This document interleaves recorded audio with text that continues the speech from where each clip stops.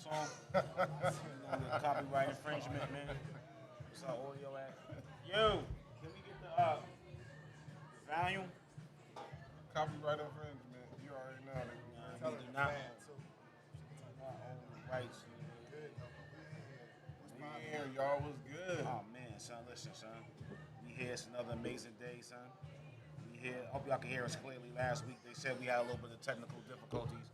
Wasn't intentional on purpose. You know what I mean? But I think y'all caught the gist of the conversation. Still was good talk. You know, caught the gist of the conversation.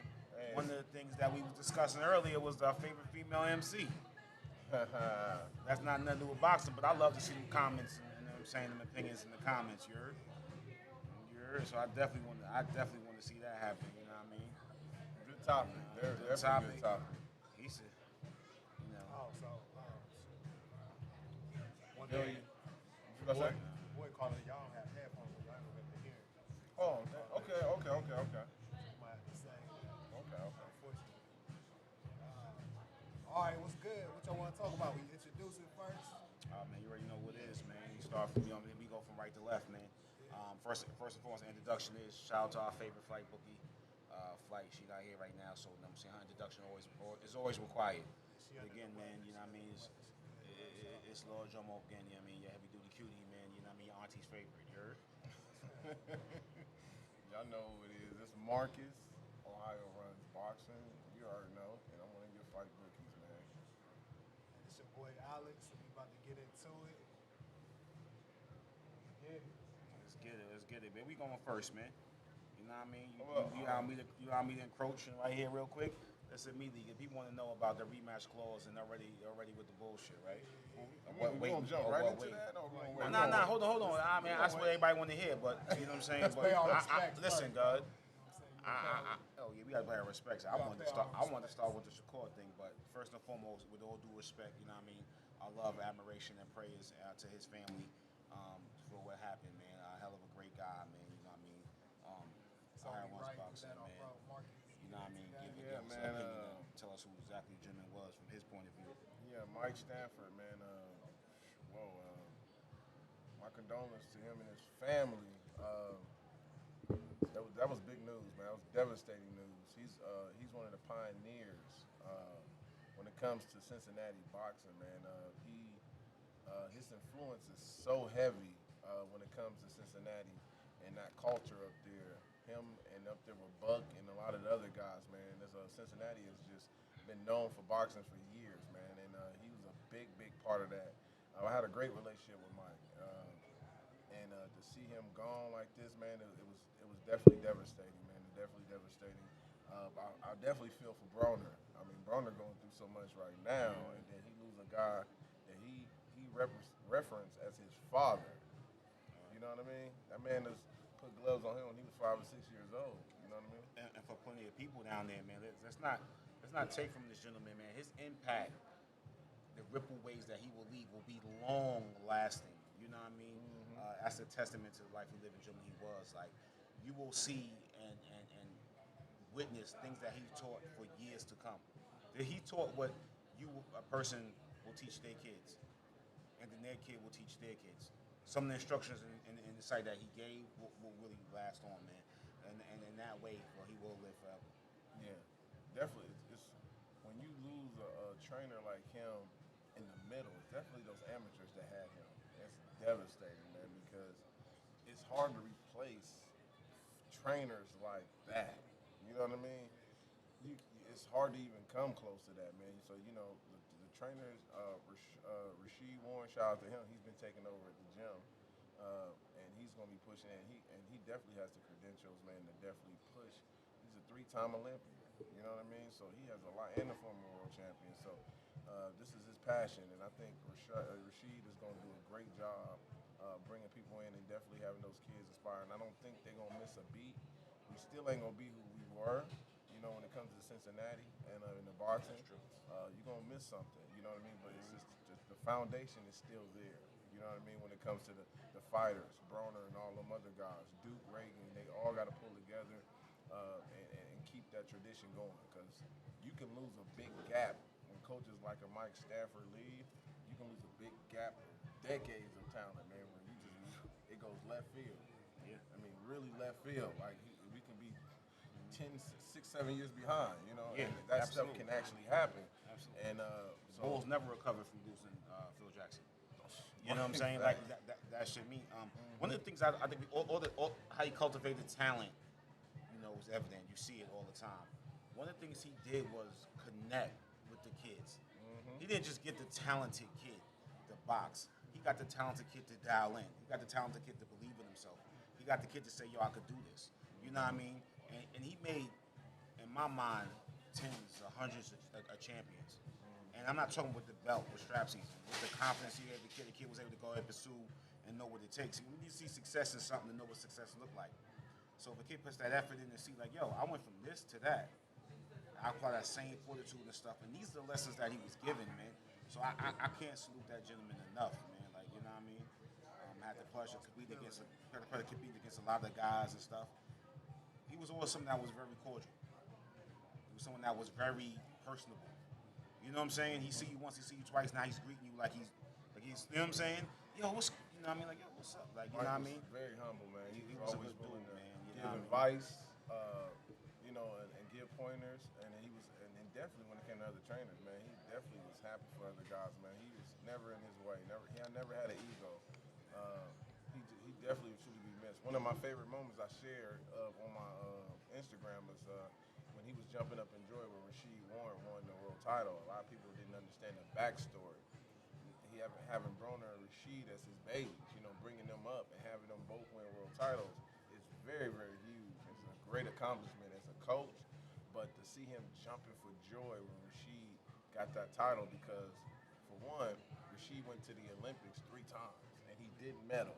You know what I mean? And people were saying he stayed too long. We heard it all. You know what I mean? So for him to win that world title and see it put a capstone on what he did with those 2 fighters. You know what I mean? He had a whole bunch of other fighters, but when Rasheed got that title, I seen him jumping like he won it. You know what I mean? It Facts. was a great memory. You know what it was when you look at that? You know what I'm saying? Hey, that was a father's love. That was a perfect example of fatherly excitement.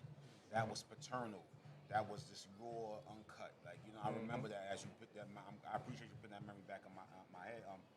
You know what I'm saying? Like, that's what that was. It was unabridged. It was natural. It was raw. It was really a father cheering for a son. That's really what it was, man. And you know what I mean? That's a testament to that gentleman was, man. He leaves a lot of great memories in Cincinnati. He truly will be missed. And he's one of the reasons why I say Ohio runs boxing from a standpoint statistically and how consistent we've been over the years from Cincinnati, Cleveland, Dayton, you name it. A lot of cities, but yeah, Cincinnati has been damn near the foundation of Ohio. You know what I mean? And they got the most Olympians, 11 in the country, and that says a lot itself. You know what I mean? 11 Olympians, most in the country. So, shout out to the family and the gym and everybody here. So you definitely want to pay our respects, man. We lost a legend. Absolutely. Now, in the vein of who that gentleman was, you know what I mean? We going to do what he loved to do and what he always did with us, man. We're going to talk about a little boxing. I know we hinted about the rematch clause, but I'm going to talk about the Frank Martin Shakur thing. You know what I mean? I want to know what's going on, man. I said before, this fight's not going to happen. This fight's not going to happen. And you said it, we all said it, man. Now I'm going to ask you, hey, did Martin overplay his hand? Yeah. He thinks he do. He thinks Talking about it. Me and Marcus had this conversation a few times, man. He priced himself out, bro.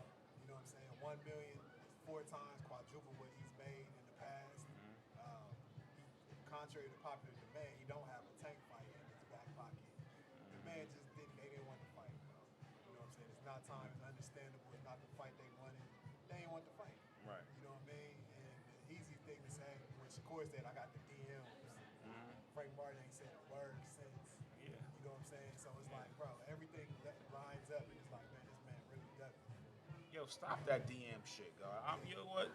Stop. Y'all niggas a bunch of fucking girls. Stop that DM shit. This is, you know what I'm saying? DM for all intents and purposes a personal conversation. You know what I'm saying? So I understand, you know what I mean? And Stop again, not exposed niggas. yeah, don't fucking get egregious with the shit you say. If you know you said something different and you know what I'm saying? Don't be like, yeah, like hold on, son. I get why sometimes I see when they do it, like, yo, you said something totally different. What the fuck is you doing? I get it, you know what I'm saying? Don't, but enough with the DMs and shit, y'all. Like, you know what I mean? First, I tell people all the time, man. You know, you want to take the money, or you want to take the fight. Like, who are you? You know what I'm saying? You know what I mean? You take the money, you take the fight. Frank Martin has to take the fight. Fuck everything else. Something gotta think long haul. Like, you know, fuck everything else. You gotta take the fight. You know what I mean? Yeah, you should have pushed the issue. You never take the first offer, basic rule of business. Nah, fuck out, give me some more. He like, listen, we ain't gonna do this, we gonna do that, we gonna move on. Now you go back over there and you go fight for your $230,000. You know what I mean? And you wonder why what happened. Price yourself out, man. You know what I'm saying? You know what I mean? Is he talented enough to recover from this? That's a great question. I think that's a great question.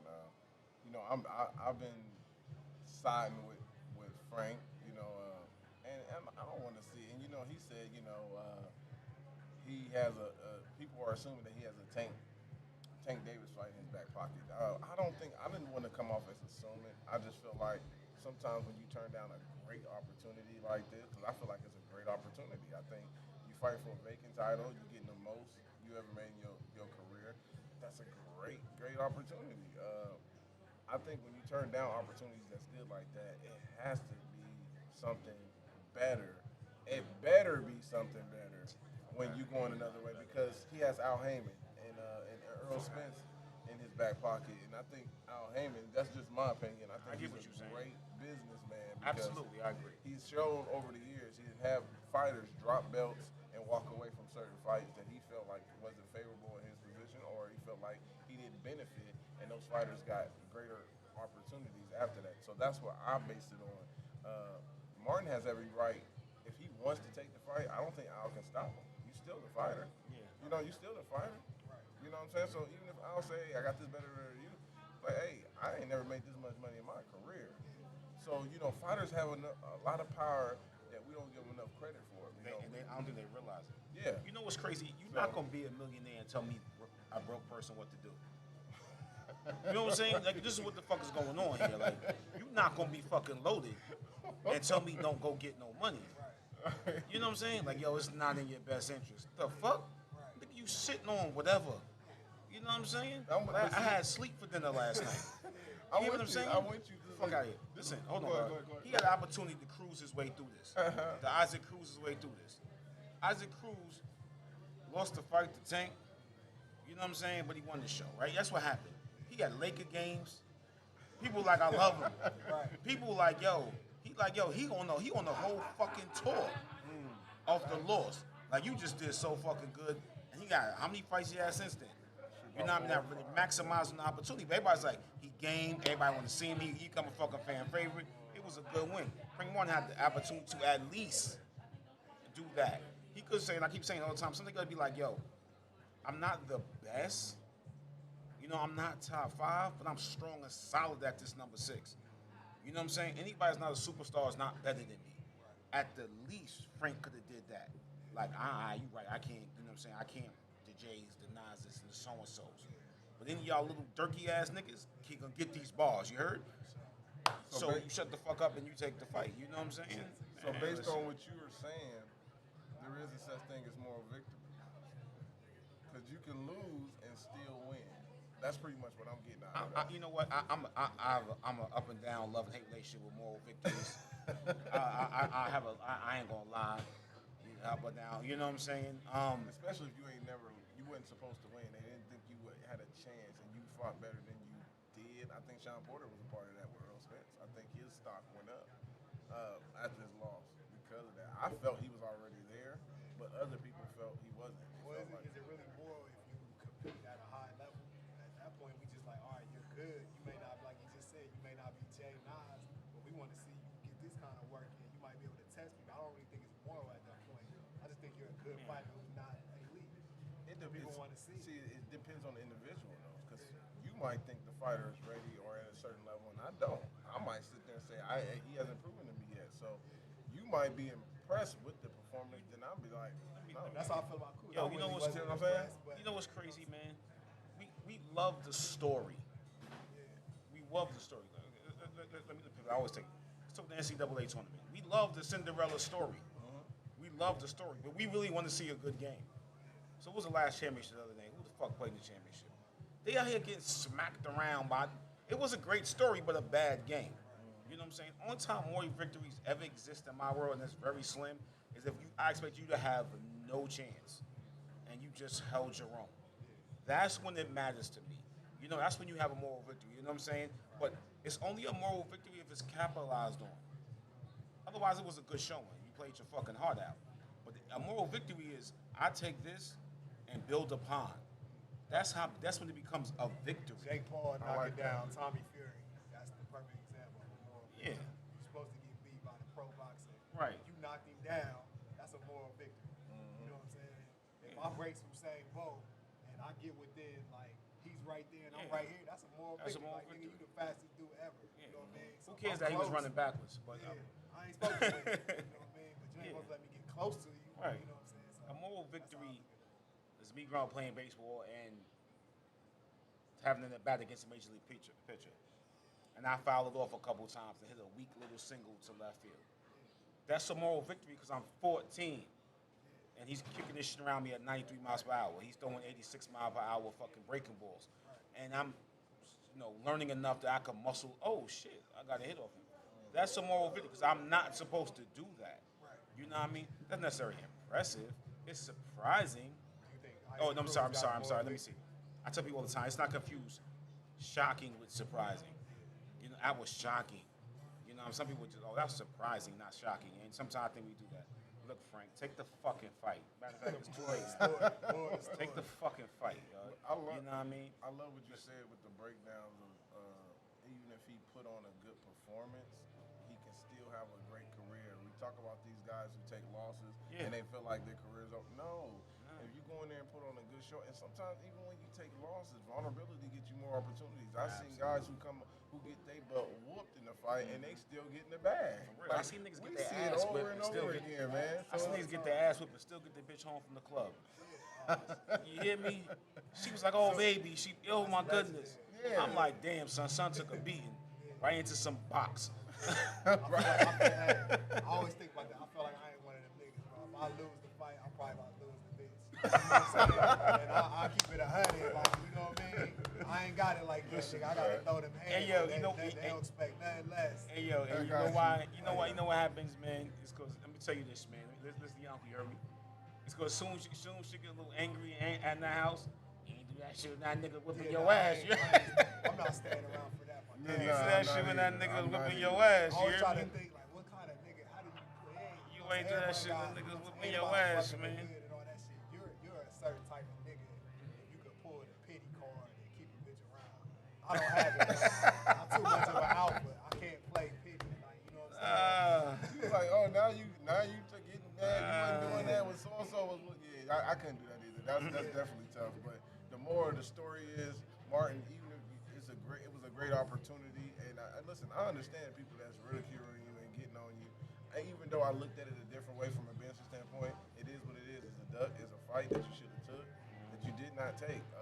That was a good opportunity for you. So I pray and hope Al Heyman and your team set you up for better things because these opportunities don't come every day. Let me say it again.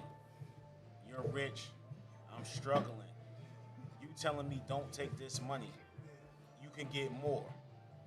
You need to have a solid plan in place for me. Right. And I really gotta fuck with you. See, Jay-Z could tell Bleak that. Now don't take this. I got you. You're already good. You can't tell me. And I'm frank.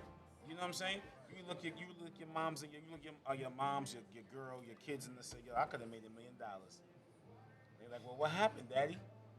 Daddy won at 1.7. You know what I mean? Now, go on and catch the school bus to your public school because Daddy decided. You know what I mean? You got, and here's the thing, and I'm with you on that. But you just betting on yourself. You can bet on yourself, but you better win. You know what I mean? And when you got opportunities like this, they don't come. Charles Martin, him in that situation after he won the title by a fighter tearing his ACL. That's how he won. That fighter tore his ACL in the ring, and he had an offer for $8 million to go to the UK. I think it was 8 or 9. And he could have said, "Nah, I'm gonna just wait." You know what I'm saying? I could wait. If y'all offer me 8 or 9, he couldn't bet on himself. He wasn't consistent enough to build off a guy tearing his ACL. So he took the bag. That was a smart decision. You get what I'm saying? That was a smart decision. We all seen it before. Accumulated a whole bunch of wins, to build. He didn't have that talent. Like You know what we talking about? We talking about. And you say his name. Who Lynx lose to? Who Lynx lose to with the flash knockdown? I seen Rockman. Right. I seen Rockman. Right. Rockman chased that bag quick. He knew it was a flash in the pan. You see, Lennox was trying to protect that belt. He sued this bitch. You won't fight me back because you about to lose it to them niggas, right? Take the opportunity. Fuck around. You have a punch chance. You win. Frank is no bum, God. That's the thing. This is not like I expect Shakur to beat you. I do. I expect Shakur to beat you, but I also expect it to be a good ass fight. I expect you to put Shakur in trouble a little bit or test his mental IQ. You know what I'm saying? Like I say in football all the time, you can't just out roster me. You guys watch Ohio State. You just out rostering people. You just out talenting people. You know what I'm saying? Like even now this year is so suspect because that's it. Now I don't expect Shakur to just out talent you. I'm just absolutely better. There's nothing you can do. You know what I'm saying? I'm just that much better. Nah, I don't expect that. I expect a competitive, good ass fight, and I expect you to build off it. But you keep listening to the multi-millionaire tell your thousandaire ass what to do, and you gonna go on suffer. I see you at Walmart instead of looking at you at Mr. Child's Week or whatever. But you know what I mean? You make your decision, champ. Go get him. Go get him. You know what I mean? Yeah, man. So I was watching the Showtime shit. I was watching Charlo. You know what I mean? Yo, the All Access. He is not putting no faith in my heart. Really? I feel like the opposite. Now, mind you, I'm full Take it transparency. Okay. I ain't watched all of it. I watched some of the first episode. Gotcha. He looks so fucking excited to be in a private jet. Like, look, I'm a star, mom. I swear to fucking God, son. Like, you don't focus for this motherfucking fight, God. He like, it's supposed to be like this. You know what I'm saying? My watch collection.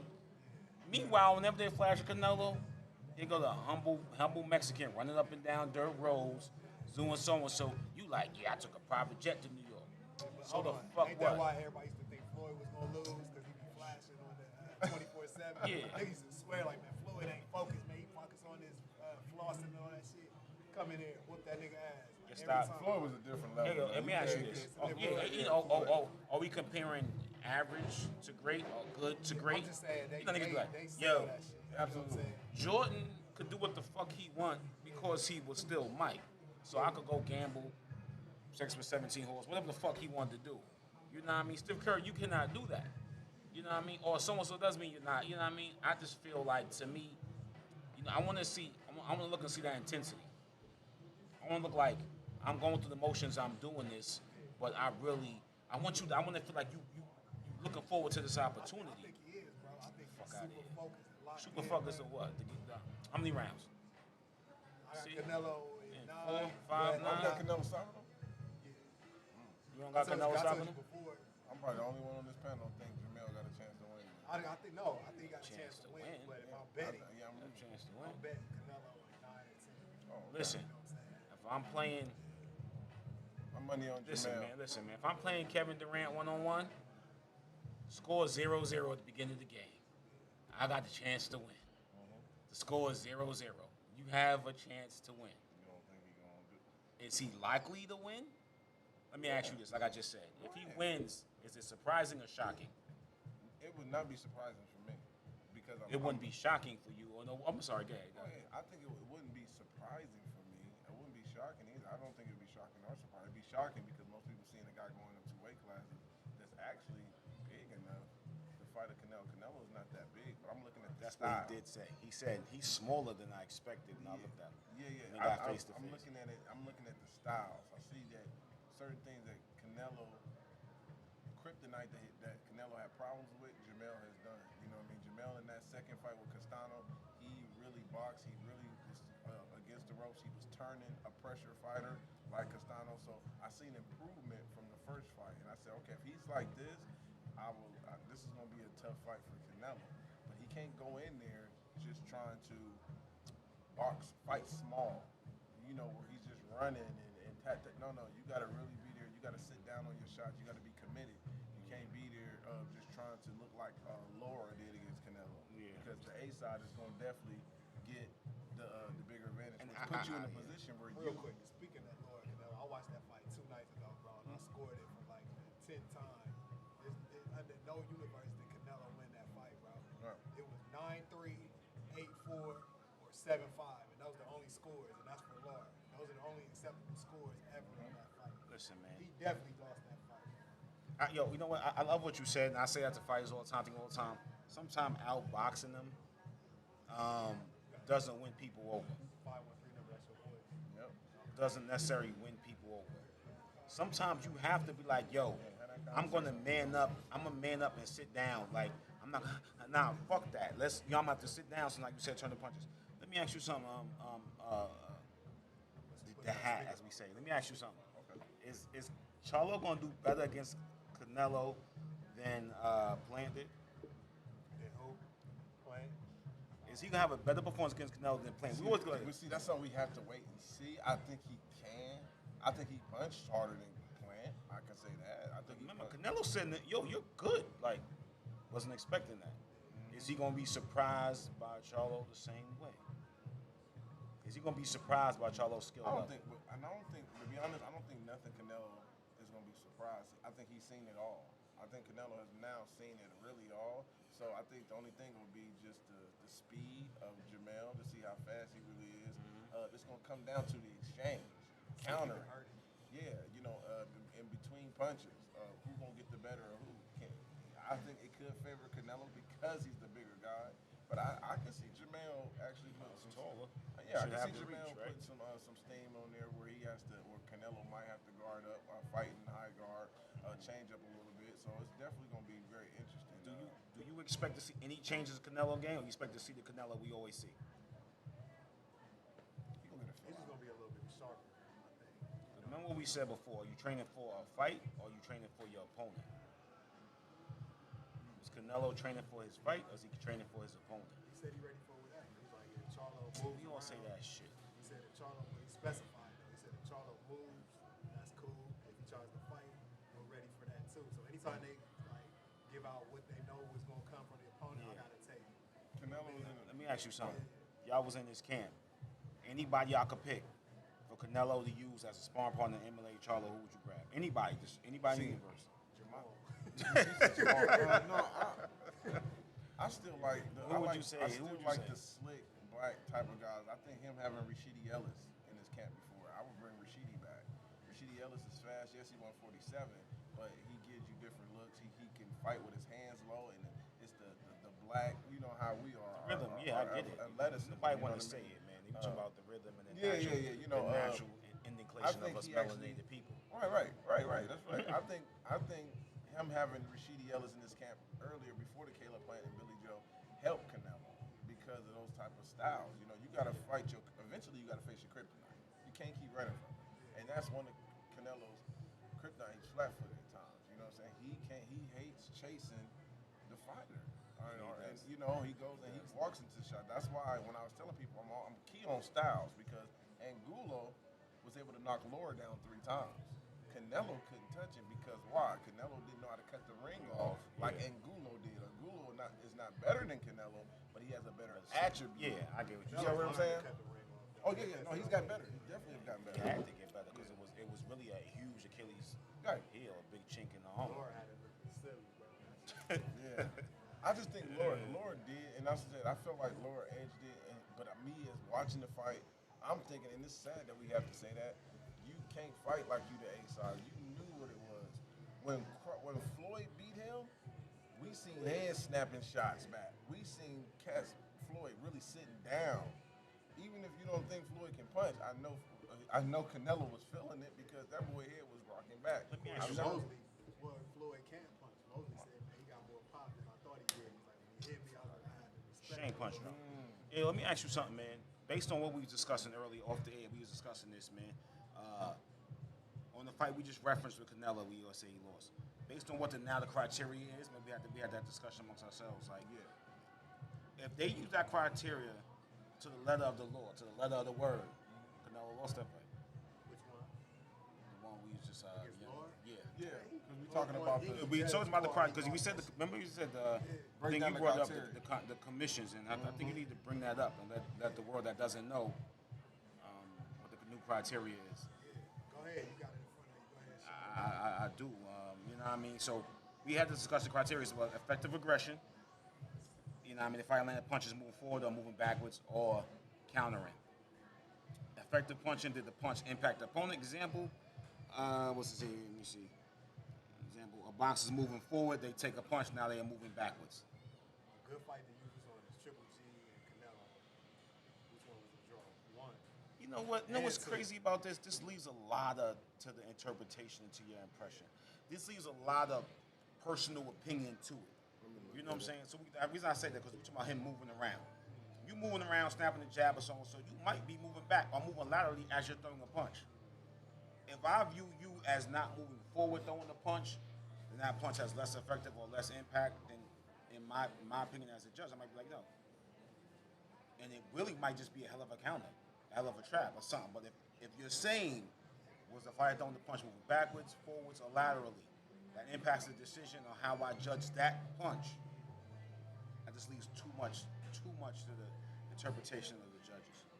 I ain't saying go back to Olympic bullshit with the button, but no, I think it comes to me personally when I judge certain fights. For me personally, I look at fighters' previous fights and see them lead up, even if I haven't seen them before. Should the judges do that? Yes, absolutely. The judges should research their fighter. I think why they should do that because certain things you can look at, you'll be able to score correctly. Like let's say for example, a fighter that's throwing a jab, you know by watching certain fights, this guy don't really commit to his jabs.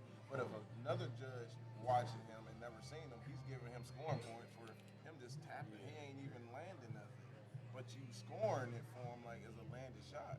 So you don't consider if they're measuring the jab. You don't consider that scoring. because sometimes you're not really tapping. It's just flicking.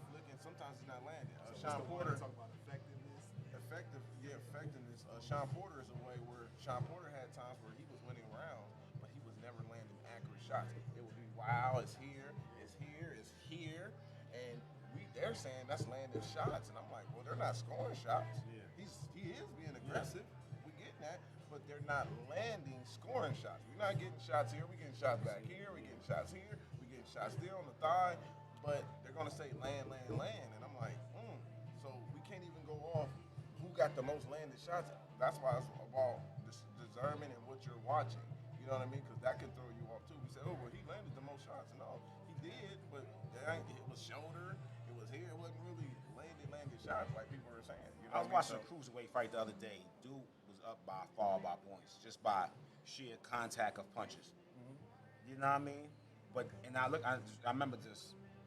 The stat came across the bottom of the screen. I was like, wow, it's big. You know what I mean? Pause. You know what I mean? And I'm like, wow. But he's losing this fight. That's why you flicking this jab, double jabbing. He's walking through this double jab and landing huge right hands. Going, wow. He's shifting son weight. But if you're watching it just from a mindset of a blind analytically or computer, you're like, well, that was 2 punches to his 1. But he's spinning son damn near in the circle. You hear me? Like, boom. He's like, oh, shit. Mm-hmm. He get back, and tap, and bow. I'm like, oh, my fucking God. Right. You know what I'm saying? So I don't know based on that. And like I said, I think interpretation of the judges, you know what I mean? They scored it correctly. They gave the dude the victory, even though he was way behind on points. Gotcha. You know what I mean? We have to find a clear cut. The commission. Say about controlling the round, though, right? Yeah. That one of the criteria. Yeah. That's kind of like with your point. Even though Sean Porter ain't landed, if he's controlling the aggression, then he's winning. Still winning the round. So I get it. You know what I mean? Yeah. Because you're gonna still go. You're gonna give him more because he's trying. Now, one thing I don't like is they trying to give fighters rounds who's trying, but he's not landing. Yeah, okay, you can't do that because you smash. I see you throwing more than me. Yeah. I said that's more of a draw round. Yes, he's doing error. I'm not gonna give him credit because he's trying to make the fight. He didn't land. He didn't really land no shot. There's a difference between like trying to measure and then somebody just posing like they doing some shit and they ain't doing nothing. Right. Yeah, You know and you don't want to get that just aggressiveness for the sake of aggressive. You know what I'm saying? Yeah. If I look the part, like you say, you're not landing, you're just moving, but you dictate. You know what I'm saying? I look the that's part an though. amateur. I look the part though. Yeah. They do that shit all the time. Amateurs, they absolutely score for activity. Lamar Peterson. I'm like, yo, what the fuck is he doing? But as long as you just slapping and slapping and slapping and slapping and slapping, whether connected or not, I could be catching it all.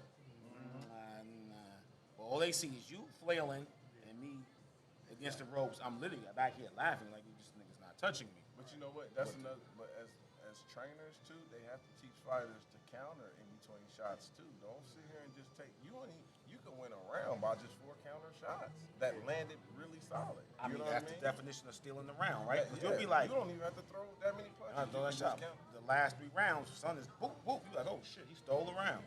Yeah. So So you know what I mean? it's about being smart. But like you just said, to double back what you said, what I was trying to say, even when you studying, watch a couple fights, studying, the fighter might just, throw the jab out there, not measure. really, and he hits you with big shots, and that's how he fights. So when you're watching him, that's how he likes to fight. So you got a good feel like, okay, he's landing, okay, he's trying to set him up for the shot that he normally likes to take. So once you get a better state, Cubans do that. Cubans have a certain style of amateurs. The judges know how Cubans will fight, period. See what I'm saying? They have an identity of what they already like to do. Absolutely. That's why they win gold medals so Absolutely. much, because the judges know what these guys like to do. As long as they ain't posting You know their what I'm saying? style, sometimes they winning. They post that. You know what you're saying though. So what you said that when you talk about that, I start me start thinking about Thomas Hearns, setting you up with the jab, they hit you with the big right hand, right? Hit you with the 2. In this scoring, if this is going to be the new criteria, do some of these classic fights, if we score by this criteria, shift? Do these victories change? That's why I brought up Canelo Triple G. It's so crazy you say that, because Let me ask you this. When I go back and watch fights, Let's talk about Haney and Lomachenko. If they use this, what they now knew saying it's going to be the scoring system, does that change the outcome of that fight? I still think was Haney backpedaling and moving laterally, punching on the move and so and so. You talking about just aggression? You talking about just aggression to go Lomachenko? He was the aggression one. He was pressing him. He was causing Haney to shake, boogie, and move. Did Loma have effective aggression? Not all the time, but he had his moments. He had some effective punching, ring control. I felt, it depends on what you're looking at. Like even Canelo Triple G, it's like Triple G's coming forward, jabbing, same way Loma's coming forward and Haney's on his back foot. But who's really controlling the action? Exactly. You know what I mean? Because I'm scared it's gonna take away the bait and switch, the trap. I'm trapping you. I'm playing coy to set you up. So I'm here, shifting my weight back, and you're like, whoa, he's backing him up. Because he's punching going forward. Right. Your punching going forward may not hit me as flush as it looks, and we all see that. You know what I mean? This shot is more than this shot. To the average eye, it still looks flush, but you at the end. You know what I mean? So it doesn't, but so you like, yo, I'm setting the trap, I'm bang, bang. It's like, well, you wasn't in the back row, you wasn't almost in the defensive posture. And it really was a countering posture or a countering move. So I'm really going to see how this is going to swing the pendulum of boxing and how it's going to work. Keith Thurman, and before we close on that one, I think Keith Thurman and Sean Porter was an interesting fight too, because Keith Thurman was getting outworked by Sean, but Keith Thurman was landing the more effective shots, in my opinion. See what I'm saying? Keith Thurman was catching Sean in between shots. Sean was like, wow, boom. Yeah. He even staggered Sean a couple times, and when you watching rounds like that, you're like, ooh, it can be hard to judge, because you're going up activity, or you're going. I mean, who's got the ring generalship right now? I look like Keith Thurman is really in control, because he's landing the shots he want to land in between Sean's shots. You see what I'm saying? I always say all the time, let's not confuse activity with achievement. I was just about to say. Let's not confuse activity with achievement, and we tend to do that sometimes. Let's not do that. Because you're active and fucking running around don't mean you're actually doing something. You know what I mean? So and we can't do that. That happens all the time. You know what I mean? We really got.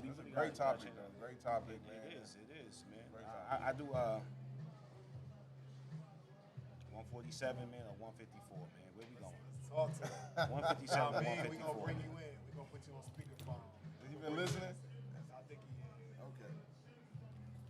Yes, sir. So, how y'all You gonna go, and then he gonna go because I know.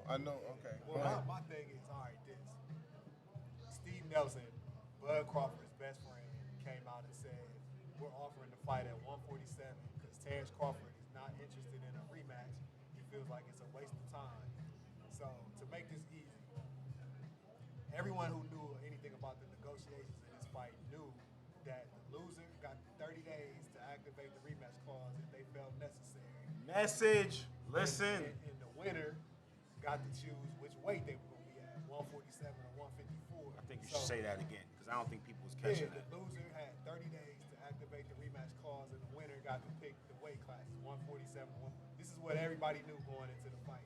So for everybody acting like it's a surprise that Terrence Crawford said, I want the fight at 147, you didn't understand what the negotiations were from the beginning.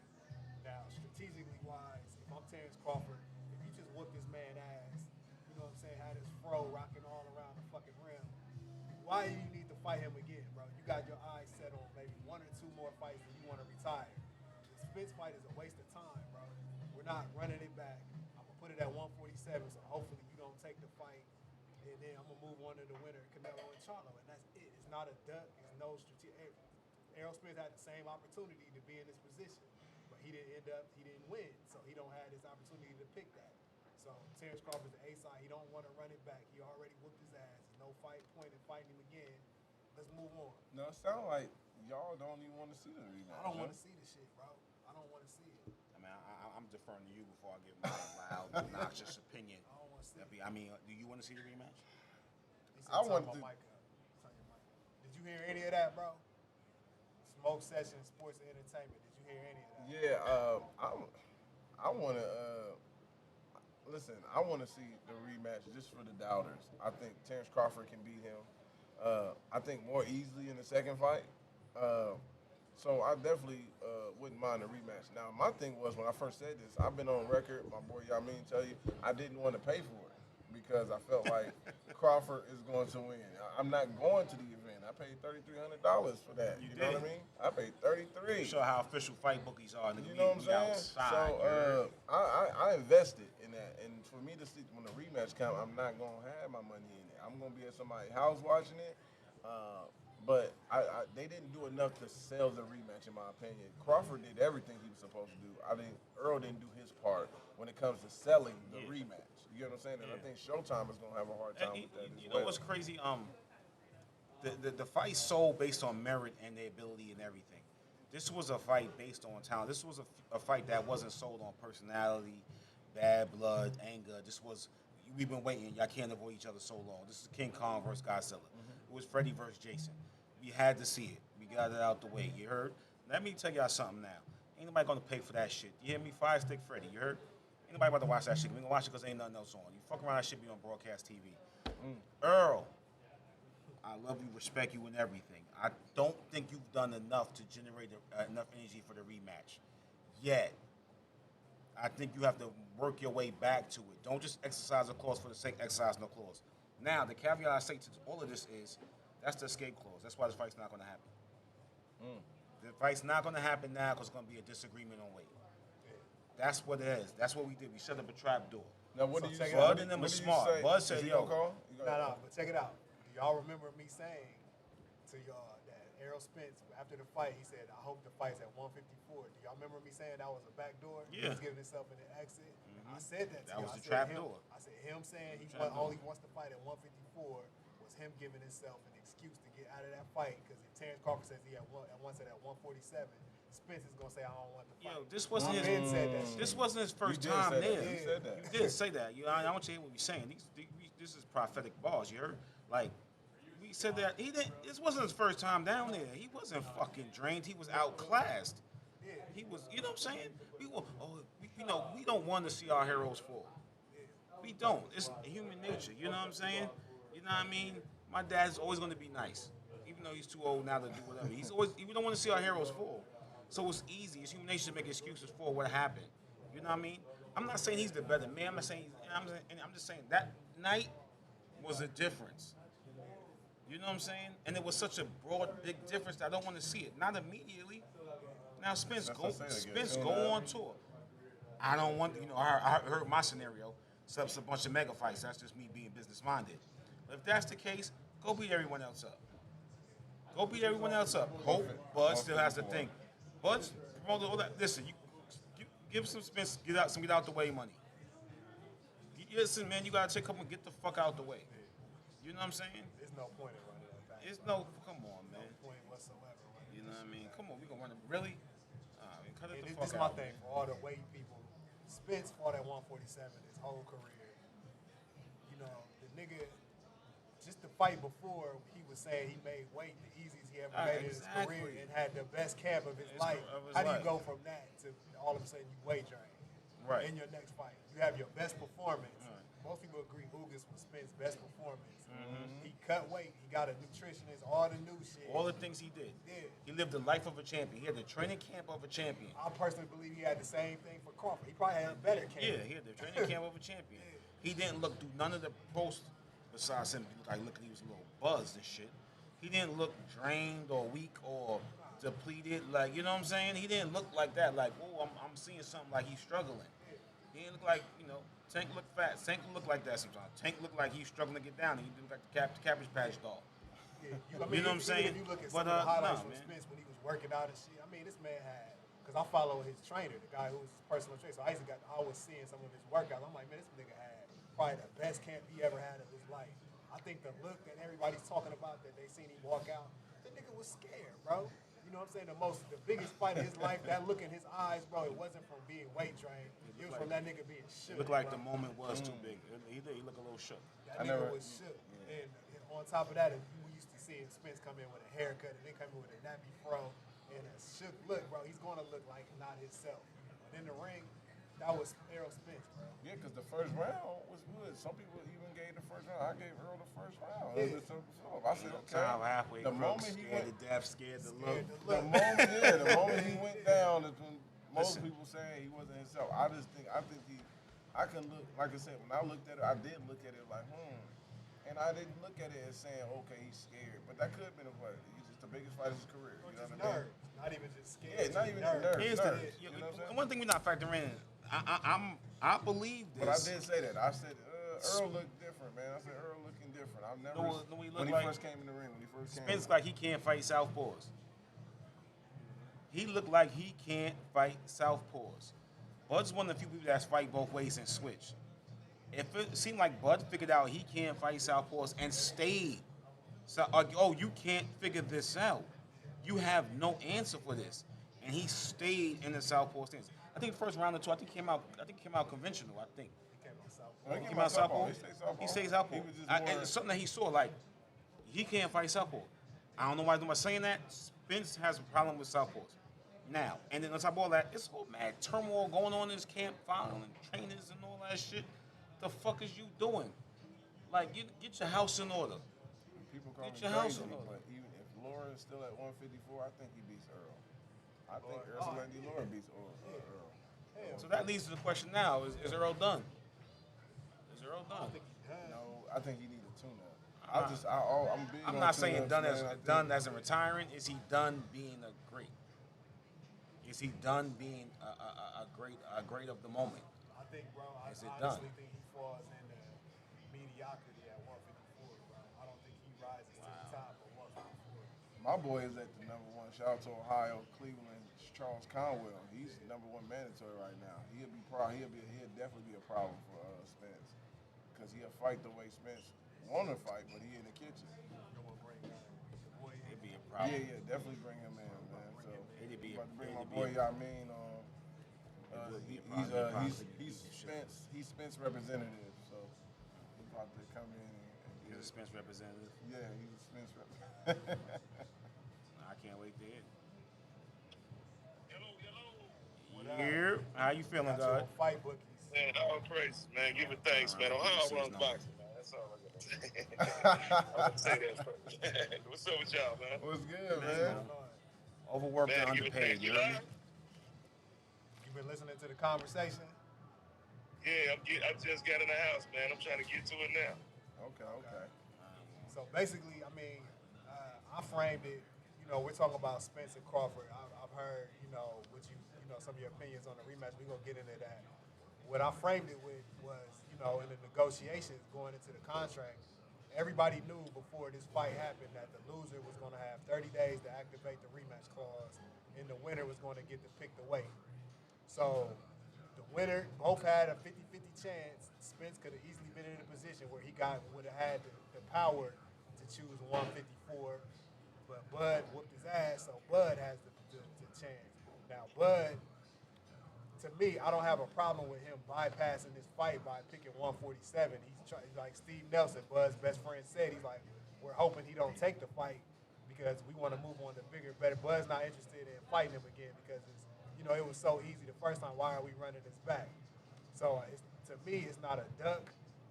It's an intentional duck. It's an intentional duck. It's business. And Crawford, he got in his mind he want to fight the winner, Canelo and Charlo, and probably retire. He wants to make history, be 3-division undisputed. Why is he wasting his time knocking Spence the fuck out again? You know what I mean? It's just pointless. And as far as the weight, everybody got a problem like he's ducking Spence or something. You know what I mean? The only person that got a problem with the weight is Spence. Yeah. So the thing is, my thing is, everybody knew these were the terms going in.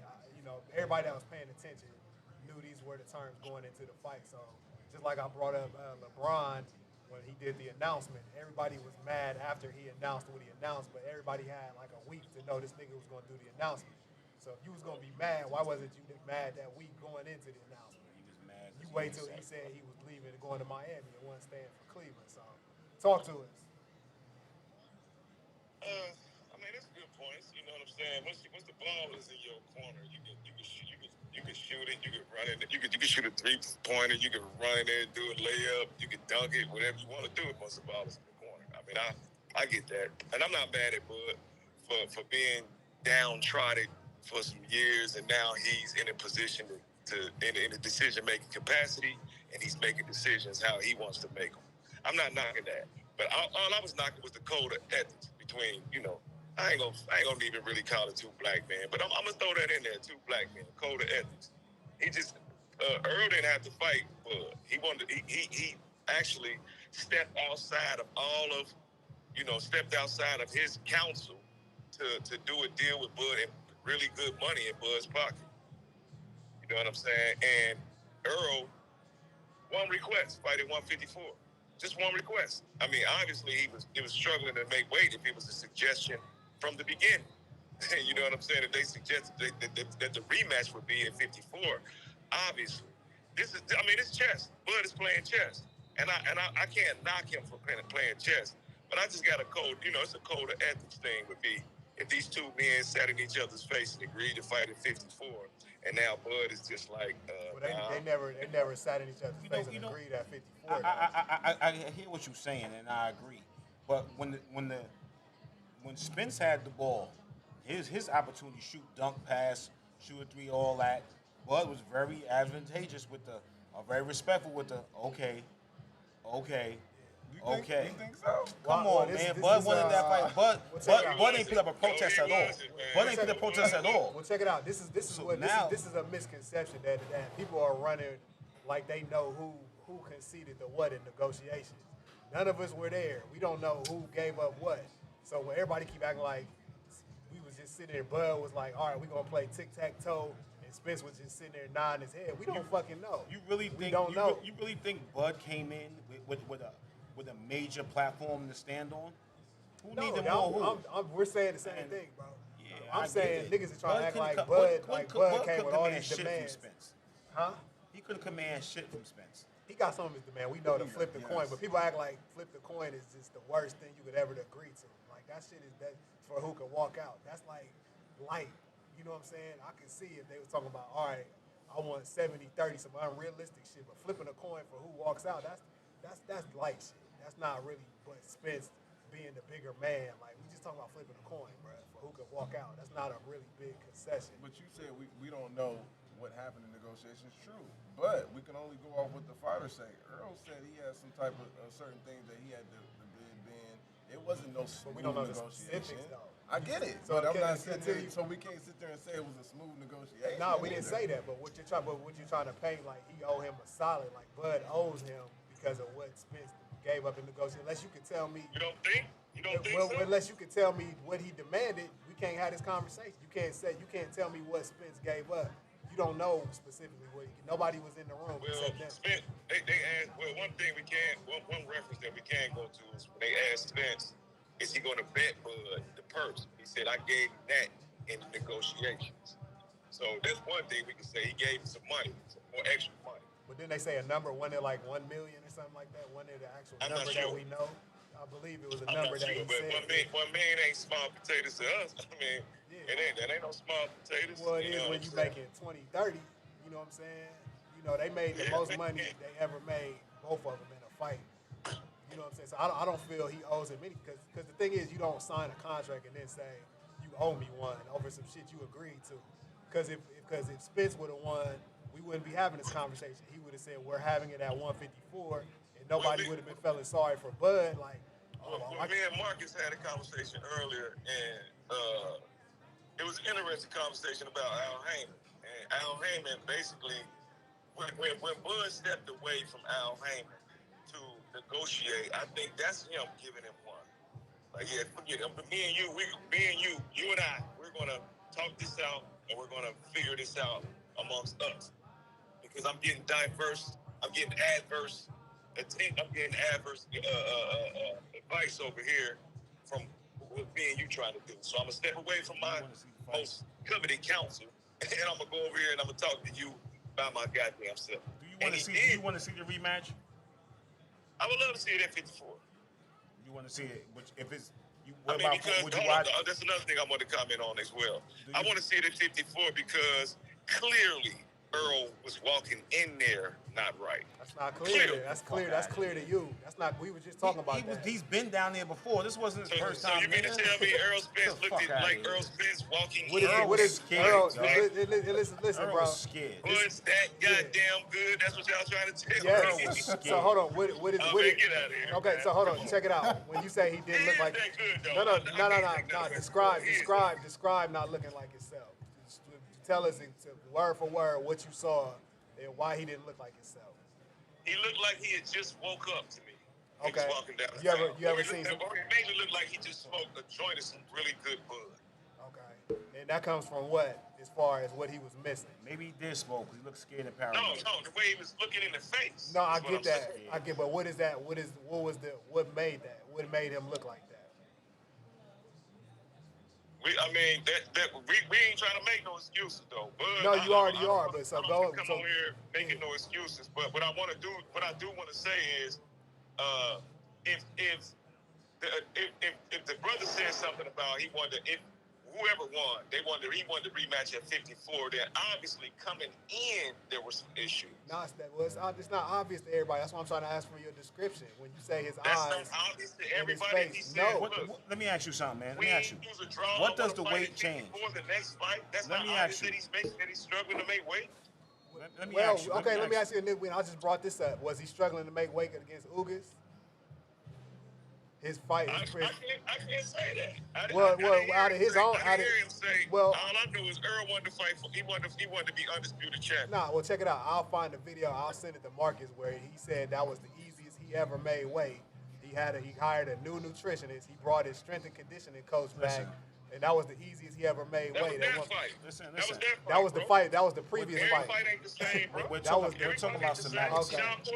We're talking about Sean Porter semantics. himself said, I could feel great on Tuesday. Fight night, I feel like shit. Okay, Sean listen. Porter. We're talking about semantics. Let me ask you something. We're plain and simple. Does he perform?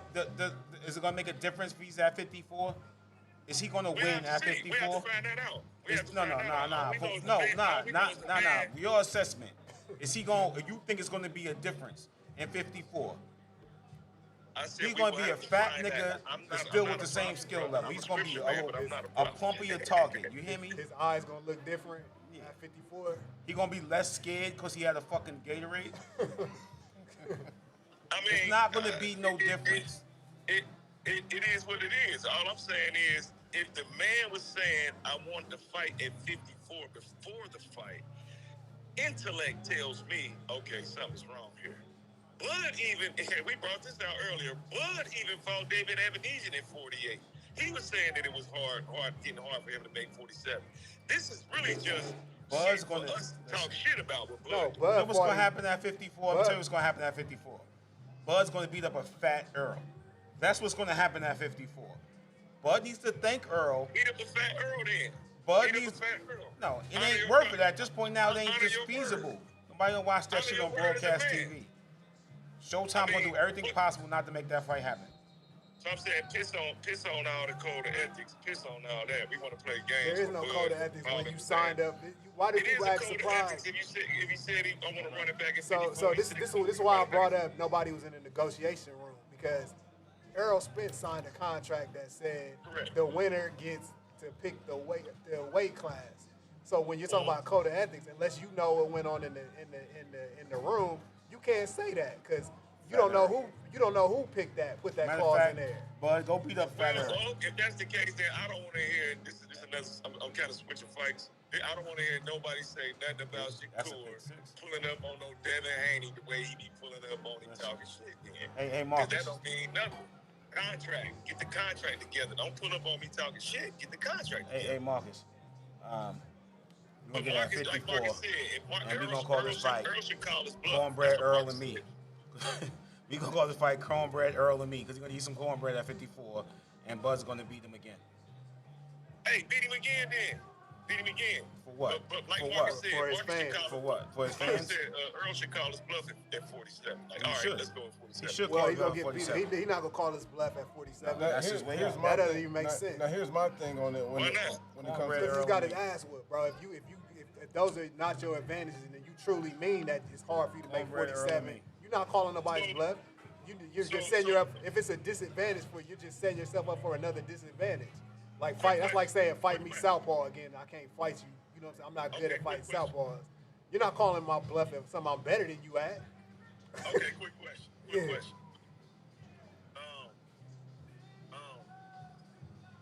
Why would Bud even agree to 54? Was he just happy he got the fight? You keep saying he agreed to 54. When? I mean, he said he agreed, and I think it was one of the press conferences. No, that's talking out loud. He said I would fight him at 54. He said I have trouble making weight. That's after Errol already said that. He said I have trouble making 47 too. Okay. But if you want to fight, if you have a bigger and better fight that you targeting, Okay, so that's a receipt. That's a receipt. Earl and Frank Martin should have a Yeah. press conference talking about how. but you gonna This hold is him how to the- that, this bro. is how the Ducks You gonna play. hold him to that? That's what you gonna hold him Do y'all to. think? Let me say this. Frank real Martin fast. and Earl should have a press conference on how the Ducks smoke. All right, well, let me say this real fast. Do y'all think Bud will fight another fight at 47 if it's not Earl? Probably not, because it's mandatory gonna be boots. Oh. But what I just say to you, it was a strategic duck. What I say? I said he doesn't want to fight Earl because he wants to fight the winner, Canelo and Charlo. So he's purposely putting the fight at 47. That's not making him a coward, bro. He don't want to fight at 47, but he don't want to fight Earl. So that's not a good point. That's not a good point, bro. Yeah. I would never call a motherfucker like excuse my language. I would never call a boxer like. No, we Bud curse on Crawford. here. Get in there. I would never call a boxer like Bud Crawford a coward, bro. Yeah. don't. I would never do that. So But I what don't am understand the saying point is of bringing that up then. All I'm saying is this. Bud, Listen. I think it would be smart for him to go ahead and take a fight at 54 if he's jumping up to 68. I think it would be Listen. smart for him to jump. Listen to me, But the thing is, I just told you, bro. He doesn't Listen, want to listen. fight Spence. Frank He Martin. don't want to fight Spence. Listen, Frank Martin found a way not to. Not Frank Martin. Earl Spence. Frank Martin Spence found a way to not have the fight, but it looks good publicly. Period. You know what I mean? You lost. I don't care about anything. You need me now. So you want it, you Y'all gotta must come have here. kicked Bud. Hold on, and let me say this, y'all. I mean, to your defense, because I can't catch myself in a contradiction. I felt the same way you felt when we talking about the rematch. Now we only talking about the rematch clause with Tyson Fury and Wilder. Tyson Fury felt like he dominated him in the second fight. He didn't have to give Wilder a third fight, and Wilder had to take this man to court just to get the fight that he felt deserved that was on the contract, right? And I was on that defense. I said, I don't respect Tyson Fury that, hey, he gave you an opportunity just to start this fight. And you up here got to go through court just to get a third fight out of this man? Yeah, Yes, you Lennox beat his ass. Lewis and Hakeem Rockmine, same deal. Lennox Lewis Yeah, got knocked but out. the thing So is, from we that discussed perspective, that I'm talking about, earlier. hold on. I I'm got talking about from that perspective, I can see why certain people are kind of upset at Terrence. Yes, you beat him. Yes, you dominated him. But he's honoring the hold on. contract, though. But yeah, it's not the same as Tyson okay, Fury. okay. He's the A side, so he's doing it his way. So Okay. Tyson Fury didn't. He's But not, here's the thing though. This is the problem what I have with it. They're publicly saying they're strategically, you know what I'm trying to use. They're trying to fight. They don't want the fight, so they're putting him in a situation where he will deny the fight. Right. That's not what Kambosos and Devin Haney did either. You see what I'm saying? That was a rematch that I didn't want to see, but it was part of the clause. But it's okay because you signed up for that. I don't care as a man if you concede to certain shit. That's on you. You stand on you know what I'm saying? You laid your bed, now lay in it. Errol Spence signed a contract that said the winner gets to pick the weight and the loser gets to activate the rematch clause. You got a point. End of the story. That's it. I didn't know that. See, I I didn't mean, know that today. that's cool. That's cool. That's But not what cool. I'm It saying is what it is, bro, because he signed that contract, man. And there's no, unless you were in the negotiations room, you can't say that he owes Spence shit.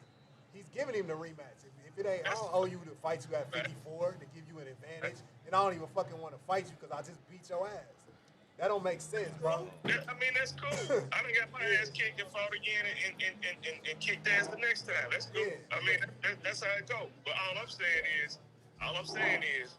But do the man owe you to give you a to say that I mean, if you got a real eye for boxing, you know that Earl Spence wasn't Earl Spence. But look, I asked you to describe it and you didn't finish describing it. When you say because everybody started talking. no, hold on, we're gonna be quiet. I want you to describe what exactly after Errol Spence out of his own mouth said he had the best camp he ever had and made weight the easiest he ever made against Ugas because he changed his nutritionist and he got his strength and conditioning coach back. Now we're gonna fast forward to Bud. Tell me exactly. All right, well tell me. All right, listen. Tell me exactly what you saw him walking out. Describe the eyes, everything, and what's gonna change at 54. Describe it to us. Well, I wish I could call my partner because I was over his house watching the fight, and Text him, when tell he him to was call in. walking out with the rapper, I said, "This dude looked like he just smoked a goddamn joint." Now, where does that come from? What is? I want you to tell us what. Just say his eyes look different. I can't, brother. That is a really, really, really bizarre question. Where does that come from? No, it's not. Because everybody else seemed to be clear and say it came from weight training. So that's what I thought you was gonna say. His eyes I'm not look. sure. Yeah. What we can do is this: we can use our intellect and see Well, that that's what I'm asking. before the fight. Hold up, bro. You asked me a question. Go ahead. We can use our intellect and see that before the fight, man said he wanted the rematch, win, lose, or draw. He wanted the rematch at 54. We know that. Right. Now, You gotta win to get that. If he's walking in and he's looking like he just smoked a joint, and before the fight, he was saying, okay, I don't want this fight at 47. Before the fight. Right. And then fight night, our eye test. We working with our eye test. I've been watching boxing for 40 years, man. 51 years old. My eye test show. I said it in the middle of the living room. Everybody cussed me out because everybody bet with Earl. I said, Earl is about to get knocked out. He looked like he's sleepy. That's Earl's fault. That's Earl's fault. This is what I was trying to put. Being unprepared or being that's Earl's fault. That's it. You make an excuse because he was unprepared. That's Earl's fault. Let me say that. Hold on, brothers. I bet it with Earl Spence, and I said this shit. I owe a motherfucker 1,000 push-ups right now. Right. But my point is, what I'm saying is, my eye test. When I seen Earl, I said, he don't look right. He look like I agree. He didn't look right. So he didn't look right. Stop making a fancy word because he looked scared. Yeah, that's a long-winded way of saying he looked scared. You said you do realize you really said scared it. is the same looking. Oh, check this out. Looking scared is the same way as looking high and stoned. He might have been that was scared a long-winded way of saying my nigga looks scared. He might have been scared that Derrick James was taking on 4 high-profile fighters. Yeah, he might have been. He ain't getting the proper training. He might have been. It might have been whatever. It's just so many what ifs, bro. Yeah, How many? He lost the fight, bro. Yeah. He lost the fight. We talk about the rematch. Yeah. We talking about You the not rematch. prepared. I mean, That's we your going in fault. we going in circles with that Period. because If you we not talking about a prepared, grown that's man. your fault. Let's You get make back on the excuses. rematch. He The rematch lost. is if he can beat him so convincingly. No, he didn't and have. He already He did. beat him so Okay. convincingly I'm again. talking about at 54. He don't have to do that. He don't have to He do do that. have to do it. They had a contract. Everything They got a contract. led up. Listen what I'm saying. Errol Spence had Spence 3 don't belts. want to fight. He knew That's why when he got in he the want to be The at bottom 47. line Period. is Bud was happy and agreed to all that shit Spence because wants he to was tell his in the girl fight he really and didn't he want was to fight getting you. that money. That's why he Okay, took so away. so now we changing the story because I Bad thought it was business Spence that Bud again. conceded everything. He back on his bad business bullshit. That's all it is, bro. All right. Let me ask you. Don't ask him nothing. He said that. So how we want you want to keep asking some more I'm questions? talking to free people though, so I'm trying to talk with everybody. Yeah, I'm quiet. I'm Nah, listening. nah, I'm letting nah. y'all get. We just having fun, brother. It's barbershop Y'all talk. some cut y'all off. It ain't nothing but What I'm love. saying But y'all is- mean, let me ask you this because we talked about this on the phone. I know you don't agree with Terrence Crawford doing the 147. Does this make Al Heyman look like a genius when he was telling Earl Spence to fight at 154 for no belts against Keith Thurman? That's my question. Absolutely. So, it seemed like Al, and this is probably going through the negotiations from Al Heyman and Terrence Crawford, that he felt like it was some difficulties to make this fight, but Earl, being who he is, still went on and made the fight. And is that one of the reasons why you feel Terrence Crawford should honor the wishes? But like Alex just said, he is honoring it with the contract of still fighting at 154 because the fighter has the right signed to that work. contract. In the words of late great I mean, Tupac, this nigga I look scared. at like this. That's The way it. he beat him, man, look, because you gave me that first fight, let me go and kick your ass at 54. That way I get a little bit more blood flowing from when I go up to 68 and kick whoever ass I'm gonna kick win that next fight. Let me ask you this: let's in a hypothetical world where Spence ain't smoked no blood before he got there, and the first fight is at 54. What tactically different do you see was going to play out in that fight? What Spence would have did a little bit more what that would have made the fight more competitive? All things, Spence had the best camp of his life. He's at 54, Bud's at 54. They come in there, the same 2 fighters. What do you see would have changed?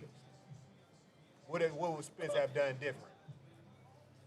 That's kind of hard to say because when we talk about the fight, you know what I mean. Size was part of the size and you know and It strength. wasn't a competitive Even though fight. Bud is strong, Bud body strong. So would they rehydrate? Would they rehydrate too? His whole body strong. He one of them wrestler guys. You know they can fight. Who looked bigger in that fight to you? Spence or Bud. Crawford? Huh? Bud looked big. Spence is a non-weight bully. Yeah. Bud looked bigger. Hold up. With the eye test lets you know Well, that's what matters. he had problems hydrating back. Because Earl walks around at 180. So does Bud. Bud walks around. If he lets himself go, I seen him put himself on a scale one time on a story before I think the Amir Khan fight, and he was like 180. So that's what people don't know about Bud either. That he walks around. Bud doing a lot of deceiving and a lot of lying and shit because he said he don't get past the 60s. Right after the Earl Because fight. he works out. That's not because he can't get that weight, because he works out. He stays in the gym. Errol Spence doesn't. Errol Spence drinks and gets into car accidents. So that's why you talk about two different fighters. Hey, pivot. What do you think about Shakur and Frank Martin? I don't even know why people play with that, man. Play with what? It's what happens. Drinking and getting hell, man. I mean, that's what happens, bro. What do we talk about? What do you think about Shakur and Frank Martin, man? You think that fight's gonna happen? I think Shakur should have took the 25% there. Ain't shot up. Oh, I knew that's consistent with everything else he's saying. So I ain't surprised. You don't think that was Haney's way of avoiding Shakur? Why? Why would he avoid Shakur? You think Haney could beat Shakur? I think Haney can beat them all. He could do what? I think Haney can beat them all. Oh, wow. Tank and Shakur. My thing is this: if Shakur really wanted to fight Devin Haney, he would have exercised mandatory 4 months ago. Even though that doesn't necessarily mean he's going to get the fight if he exercises it. But Haney could beat Shakur. Devin Haney exercised his mandatory with Lomachenko and ended up getting the belt in the middle. So he can end up at least getting the belt if a motherfucker don't want to fight you. I think Shakur bullshitted as long as he could to try to drain Devin Haney as well. And I think that Shakur was PRing a little bit. You think? Oh, so you think Shakur's made so up? Dev might have gave him a little bit of PR right back with the 25%. You're right. But then Dev gave him another offer. So you think Shakur's? Huh? He said he was trying to drain Devin Haney. So Devin Haney wasn't moving up to 140 anyway? We don't know. He said if a big fight presented itself. I mean, Shakur didn't exercise his mandatory. He was jiving, trying to pull up on him. Haney moved up to 140 because Shakur's not there. That's why he left. He left because Shakur's not there. He said, I ain't about to be in this neighborhood. The Negroes is moving in, and he moved. What month did Shakur fight? Say again? Against Loma? That was what? Loma fight was. He said, what month did Shakur fight last? The Asian dude, Yosha, whatever. Yeah, that was in New Jersey. April. Yeah. I don't remember. It was earlier this year. I think it was April or March. Exercise is mandatory in April. And he chose to exercise it in what, August? Yeah. Haney lowball Shakur because he don't want no smoke with Shakur. There's really no way of putting it. Because it can't go one way in the Crawford others. He left 140 because the Negroes is moving in the neighborhood. Why he didn't go to a purse bid? Why didn't he what? Go to a purse bid though. Why didn't he go to the purse bid? Nobody wants to do that shit. Take Dev to a purse bid. A purse bid is Shakur. Come on, expound on that, Marcus. Why didn't he take the purse bid? I don't think Devin, in my opinion, I think Devin is waiting for Shakur to get that one big fight. Here we go with this shit again. No, that's that one fight with that's just me. I think that's how Devin is approaching Shakur. I would, from a business standpoint, if the mandatory more popular. No. I just think here's my thing. He's coming off fighting a new guy from New Jersey. I mean, he fought at home in New Jersey against the Asian guy. I felt the same way when Teofimo could have fought Devin Haney, but he chose to fight Kambosos. You could have gave Kambosos step aside and fought a guy like Devin.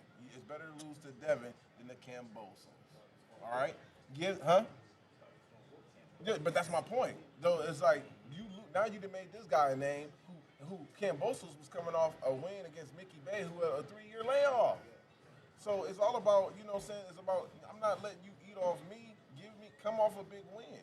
And Shakur hasn't came off that win yet. I think him getting to Frank Martin, that's why I stay consistent in my stand. Frank Martin would be a good name for him, or Loma would be a good name for him to be right there. To be right there. That's how I look at it. That's a great point. And we can't forget that Fat Boy Shakur missed weight, and he could have been mandatory as soon as he moved up for one of their belts. Yeah, we ain't gonna talk about that. So Fat Boy Shakur missed weight. And he could have been. He's still growing though. He's fucking 12. He's still. Well, I get it. You right. But Dev been at that weight class since he was 16. He can't grow. He been at 35 since he was 16, but he can't grow. Devin can't grow. Yeah, Devin grew his ass to 140 when Shakur asked for that fight. But you're saying he left because of Shakur, but he's been at that weight class since he was 16, and hasn't missed weight yet. Honored his weight. I knew people was going to try to make it like Devin was ducking, or because he's going to 140. I just think it was a good opportunity. I thought to be honest, I wanted Devin to fight Rolly. I think Bridges is a good fight, but I wanted him to fight Rolly at 140 and make people really pissed off. I think Devin got all the options, bro. Devin got all the options. So you think that it gets better if Shakur has a tune-up fight? It's going to sell more if Shakur has a name? No, a tune-up fight? Nah, just a name. It's gonna look better. Yeah, because you really think that's going to increase the ticket sales more? Yes, if you're coming off a better performance. I always say that because I said the same thing. Performance or name? No, it's not only the performance but the name. Kelly Pavlik fight would have got bigger because he beat Harrison Miranda, who was the boogeyman. at 160 again. And then when it was time for him and Taylor, it made that fight much more interesting. And they ended up fighting on pay-per-view in a rematch. So it's, yes, you want to see them fight a monster or somebody that we feel that's going to be competitive before they get that mega fight or that big fight. But if they don't, the mandatories is supposed to do their job and mandate them to fight, just like Boots Ennis. Look where he's at. He's still waiting. He ain't got the fights that we want him to get to have that Keith Thurman. So they have to be able to give him, some fighter going to have to step up and be like, hey, I want to fight Boots. I think Keith Thurman would be a perfect one for him. But I he agree. needs that name. He needs the name so he can that will cross him over. You get what I'm saying? That's all it is. It's just that bridge. I need that name to cross over. People call me crazy when I brought up Boots versus Broner. That's the name that will help him cross him over. Boots and pay Broner a good. If Showtime want to make some money, give Broner a shoot 8, 9. You got to give him some money, and he will be the sacrifice lamb for Boots Ennis at 147. That's the name that's going to carry him over. But because why? Everybody think Boots can beat Broner. We're not going to question that. But who stopped Broner? That's going to make me interested in the fight. No one stopped Broner. We didn't see him drop, get back up. But can Boots stop him? Okay, let's watch this. That's the selling pitch for me, for Adrian Broner and Boots. Because you get the name and you get to do something that's never been done. That's never been done. Take over, nigga. Right. Straight up, though. He does that. And that isn't an option that I think the teams, no one really talked about. But shoot, you got it. And here, Broner is in a vulnerable situation where he might take an offer like that. Okay, you turn down Boots and you want to fight on Don King's app. You gonna fight on Don King's app on pay-per-view for $14.99 against whoever you gonna fight, or you gonna take this option? So it's all about vulnerability. How you feel about Boots signing with Mayweather Promotions? Because Leonard Ellerby just made a video. He's like, man, if he was with us, he'd have been had to fight. He's like, man, Floyd super high on it. He just put that video out like today. Ellerby and Mayweather Promotions won. They won work with Boots. The problem I have with Ellerby and Floyd when it comes to that, they only want to reach out to these guys that they didn't already discover. I've never seen them guys grab some talent and at the beginning, and then they didn't tank like that. No, they didn't. Broner gave them tank. They never He was cultivate. still like a teenager. Though. Yeah, but Broner gave him Tank. Tank was giving knockouts. He had to sell at the Floyd. Floyd was more about himself. So it was Broner who gave him the pitch. You know what I'm saying? So that's what I'm saying. They grabbed him. I still give him credit for it. But we got to see consistency. You can't. Everybody was talking about Floyd and Tank. Yeah, Floyd is mentoring Tank. Bro, Floyd had a roster full of fighters that was getting knocked out. Now all of a sudden, you're not giving Tank enough credit that he's a good fighter, that he can adapt to certain styles and different things like that. They're trying to put it like it's Floyd, the reason why he is where he at. I disagree. He helped him with the stardom to get him where he needed to be with the stardom, absolutely, hands down. Floyd definitely helped him get there, but I think that's what Boots need, though. Like, you know what I'm saying? He need to get those big facts when it comes to that, yeah. Teaming up with Mayweather when it comes to the stardom, that would be a big thing for him. I can see that. I have no problem with that. But as far as them talking about keeping him active or giving him certain fights, I don't know. And he still better have Al, because you can have Floyd in there, but you still better have Al in the back. Yeah, that's a great idea. I love to see them two fight. What, Broner? Yeah, did I sell it to you? I must have sold it to you. I love to see it. anime action popping on. Yeah, I love to see it just for my own. Like he said, for the nigga them. You hear me? I love to see it. I'm I ain't gonna lie. salesman, man. I ain't gonna lie. You know that fight gonna build. You know Broner is gonna talk about but Philly, man. I still That's want Philly, Boots to fight Spence. Philly and Ohio, man. I want Boots to fight Spence. I don't think Spence will take that fight. I want Boots to fight Spence. The winner fights Crawford.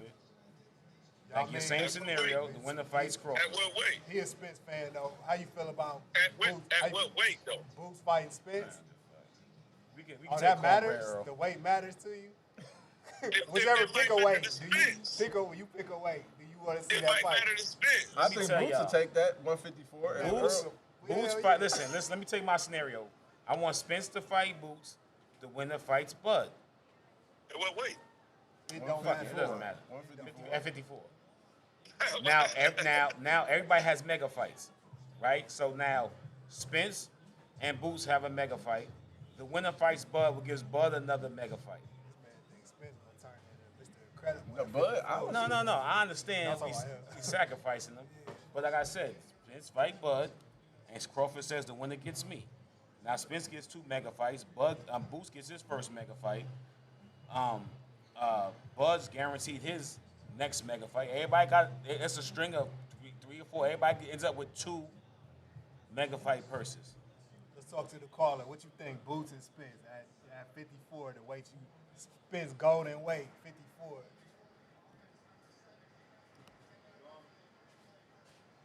He there? You there? You know what I mean?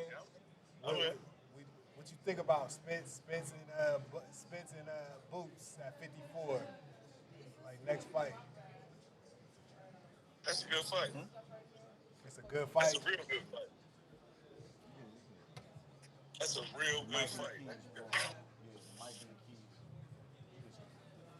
Anybody say that's a bad fight, they crazy as hell. Say it again. I said, if anybody say that's a bullshit fight, they crazy as hell. Nah, I mean, you think that's a smart fight for Spence next to fight right now? I think the smartest fight for Spence, because of what just happened to him, is to run it right back with Bud. Yeah, retire. But Yeah, I think that's the smartest fight for him Retire. because, Think it's gonna I retire? mean, Shane Mosley lost twice to Vernon Flores, but it didn't really take away his marketability. Shane Mosley still, he was still, when Shane Mosley lost to Vernon Flores, he lost. The only thing Vernon Flores didn't do in the first fight was knock him out. He beat his ass damn near the whole fight. And then he fought him right back again and lost again, but it didn't do nothing really to Shane's marketability. Shane was able to go right up to 54, get a fight with Winky, get a fight with De La Hoya, and then get a fight with Winky Wright. You know, No, he didn't. He knocked him down. He knocked him down. He didn't knock him out. He beat him, but yeah, convincingly. It was a rematch. To me, and I understand what he's talking about rematches. I just think I don't like seeing, and I told you I mean this too. I don't like seeing dominant performances and then a rematch after that. I was like, it should be, this should be the discussion because I said the same thing about Kambosos. Did Devin beat Kambosos like Crawford? Absolutely not. But did he dominate him when it comes to the skill wise and outpointing him? Yes, there was no competitive nature in that fight where I seen that's when the back and commission forth. need to step in. Yeah, so it's like, what? Okay, I understand you honoring the contract because the rematch clause, but shouldn't there be something where if it's a dominant performance that it throws the rematch clause out? Do y'all agree with that? Hell Or should it be your man of your word? I mean, I'm not an excuse type of dude either. You know what I'm saying? Right. But I mean, shit does happen. I talked to Mark. We was talking about this the other day. I was saying that basically you have excuses, but then you have reasons. Like, say for instance, a motherfucker did hurt their hand. A person hurt their hand in camp, but don't say shit, and he's reluctant to throw his hand. It's really might be his left hook, his power hand. What he get a lot of his knockouts with. But he's kind of reluctant to throw it, but he don't say anything. I mean, How much weight do we give to that though? Because Spence hasn't said any of this. Only his that's fans my are saying point. this. That's my point. But we've seen something in him to where he didn't even hydrate. His body didn't even hydrate. I mean, we saw that. But I can't act like I didn't see that, even though there's no excuses. Bud went in there. His camp was great. He came in there with a ripped up stomach. His arms was ripped. His head, his face was ripped up. I thought the motherfucking nigga was goddamn weight drained until I seen him step on that scale. When he was wearing them big clothes and all that in the press conferences, it looked like his face was sunk in. He tricked us. When he stepped on that scale and he took his shirt off, I said, oh, this nigga is in tip-top He shape. always look like that though. And Spence Nah, he always ain't never looked like that. I ain't never seen Bud look like he No. looked. I'm saying when you talk about his face, he always looked like he dehydrated, making 147. Spence, You think that? I've never felt that with Bud. Bud has the same look on his face. I thought so does Spence. he looked at tire. He looked at the tire in the press with Earl. I've never really paid attention. Maybe I didn't pay attention enough, but I didn't. I pay attention. And Spence looks the exact same way every time he makes weight too. He got that sunken face. Every time he go to 147, he looks the exact same, bro. I just don't understand. I don't understand. You know, I get what y'all saying in his eyes. Everybody saw that, but y'all gotta understand that nerves do that too. Nerves make your eyes look glassy. If you're so nervous, you about to shit yourself, you look glassy. You ever seen a nigga in the hood fighting, and you know he's scared, and you looking in his eyes, and they look glassy? It's the same shit. Look sunk in, look a little sunk in too. That shit was terrible. But also, that shit was terrible. I don't think he was so scared. I don't think he was so scared that he would say before the fight in press conferences that he wanted to do the rematch at 54. Everybody knew that though. But he signed the contract. Hold on. This is what I'm saying. Yeah. I don't think he was that scared to the point where he wanted to rematch at 54. So what do you think him saying that is saying? Like, I'm going through something. So when you saying that, was that a signal that he was was he sending out a what they call it, was he sending out a secret message to people like, I'm secretly having a bad camp, so I want this rematch at 54 even though I signed the contract? I don't know, is it an SOS signal, like help me, or what are you saying when he Earl said I would fight him, but I got my church shoes on. But when you say he kept saying at the press conference he wanted the rematch at 54, what is that? What are you trying to say though? Like, what does that mean? I know I'm gonna get my ass whipped because I'm having a bad camp. Is that what you're saying? He said. An excuse. Hold on, I want to hear what I'm saying is this, man.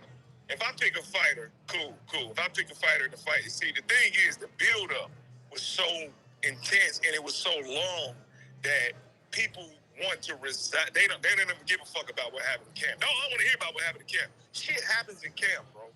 They only had two press conferences. So we gonna throw out some bad shit or some fucked up shit that might have happened in camp. We're just gonna throw that out. We don't care.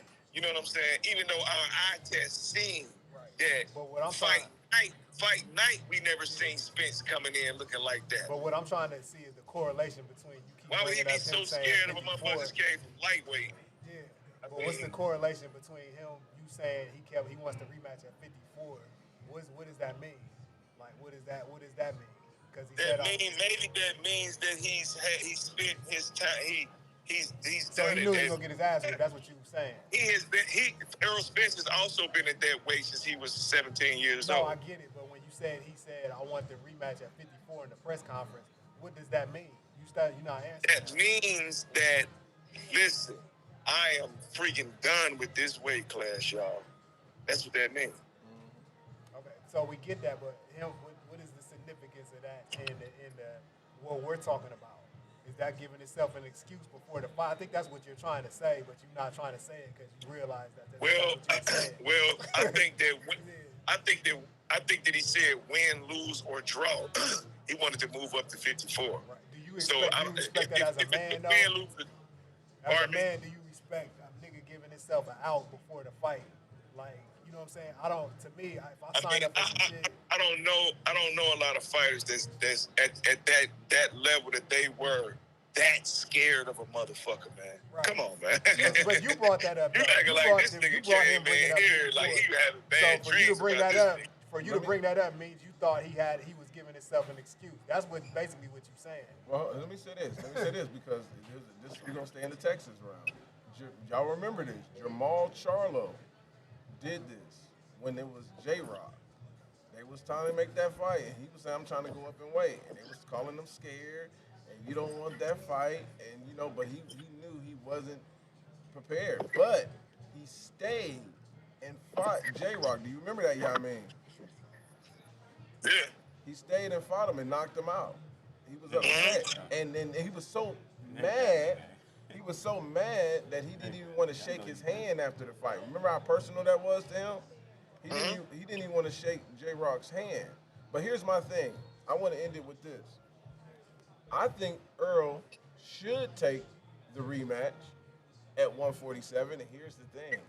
He might have to pay a penalty because I'm not going to make 147. If I wanted to fight you for no belts, right, at 154, I'm gonna pay you a couple million if I'm coming in that motherfucker at 148, 149. I ain't got no problem paying the penalty on the day of the weigh-in after the night. That would be the strategy. I hate saying that out loud, but that's how the game is. Not a bad idea. I will commit to the fight. I said that about Dan and Tank. Yeah, I will commit to the fight and pay you a couple million if I don't make those pounds. It's not a bad idea for him. It's not a bad idea. So I'm saying that line, Good You're gamesmanship almost right there. guaranteeing a trilogy, though, because if he happens to win, which he won't, you know what I'm saying? Everybody gonna go on his side like, well, he ain't make weight. He had to come in. You know what I'm saying? Then you start the whole. But my problem is that's how boxing is anyway. Yeah. See, that's what I'm saying. That's the same thing theory with Terrence Crawford picking 147. Though. Yeah. So they gotta eat that too. Yeah, no, they do. You know So what I mean? my thing is, if I'm thinking, and I think he gonna have a good team that's gonna think like that, because they tried to pull it. I said this when Jake Paul fought Hakeem Rockman Jr. when they had that setup. Yeah. I said he's not gonna make the weight. He's already agreeing to the terms. He gonna try to do something finesse at the end or towards closer to the fight. He tried that. And Jake Paul having the reflection for the protection was like, I can cancel this. Most black fighters can't do that. We don't have that much protection and clout where we can just cancel a fight the last minute. You know what I mean? Jake Paul got that. So that's where Hakeem messed up. They do this all the time, even on the smaller scale. I've seen fighters that want to fight so bad they've been laid off for a year or two. Yeah. And they come in and say, hey, I'm 4 or 5 pounds over, man, but you need to fight. Yeah. You need to fight. That's how they approach it. Yeah, I seen it. We had a guy It's messed fight, up. and we charged him $100 every pound he was over. He easily agreed to it. He was 8 pounds, so man lose 4 pounds. He couldn't lose anymore. He was totally depleted. So we got him down. He's depleted. He was totally tanked. He had nothing left. And then we said, I think it was maybe $200 a pound. And the kid was 10-1. I don't care if it's prospect. $1 million a pound if Terrence Crawford gonna penalize me. I give you 2. I done did it in the first negotiation. I give you 2. But my thing is, What happens if they both come in overweight? That's not going to happen. They both still get fired. That's not I going mean, to happen. I don't think they care about money at that point. Right, You know what I'm right. saying? It don't care. But my thing have is, a fight for everybody. Be a my- 154 fight. but here's my thing. I think Stevie Nelson shouldn't have called out their strategy. I know. That's where I'm like, business-wise, and I'm a manager, I wouldn't did that publicly. That was That's the shit we be because talking now about. you put me in a situation where we can call your bluff. You said publicly that you had no problem fighting that 154. But check this out, though. Check this scenario out. So Check this out. that's the only thing I did. Bud may be helping Earl sell the fight by starting some controversy and then go ahead and fight him at 54. He might be using this as a marketing tactic to blow the fight up by getting everybody's eyes back on this fight. Still nobody really want to see the rematch.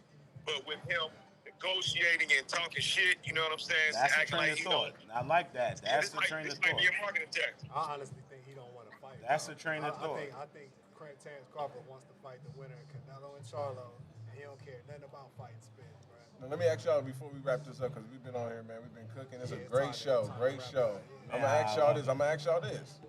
We know Canelo is the A side if he wins. We know Crawford is the A side if Jamel wins. Well, it depends, because if Jamel beat Canelo, I think he would definitely be the A side. That would be tough.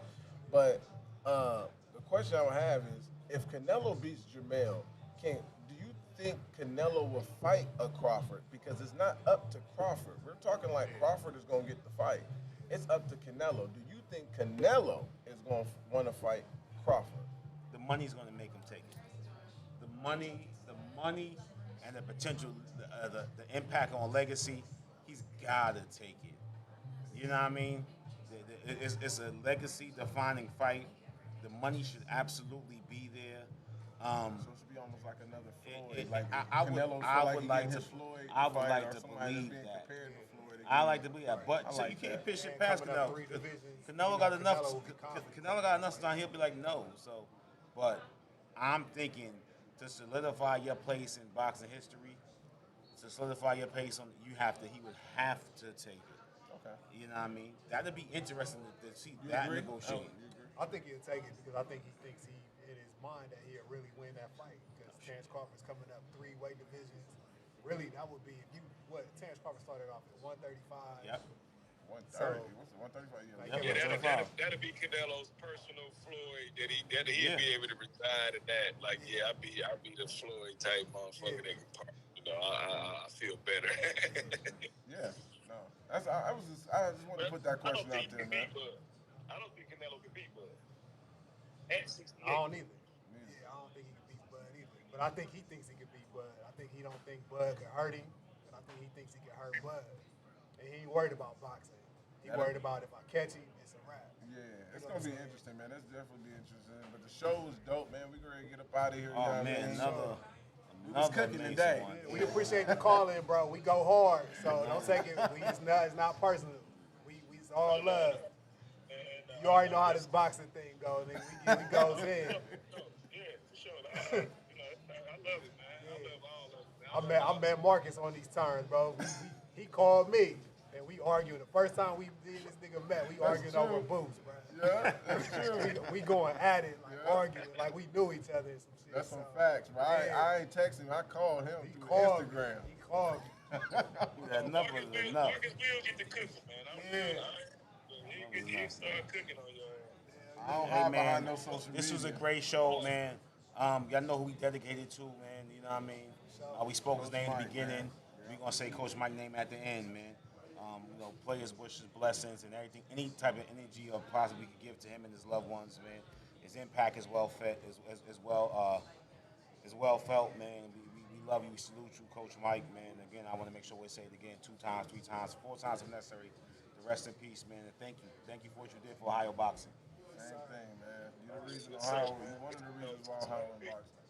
Absolutely, baby. All right. We'll see y'all next week. Caller, we Fight appreciate Bookies, you coming y'all. in. Fight Bookies next Like, week. Flight. Sure, man. Flight. I'm next week too, man. Yes, sir. Flight. I'm gonna take me $1 million flight next week. Peace. Peace. Yo, yeah, for sure. I'm gonna give my input on that. All right. I wish we had a podcast before that. I want to give my input. I think You're welcome to call here anytime for anything, man. Yeah, man. We got you, y'all, man. I'm gonna holler at you though later. All right. All right, Peace. yeah.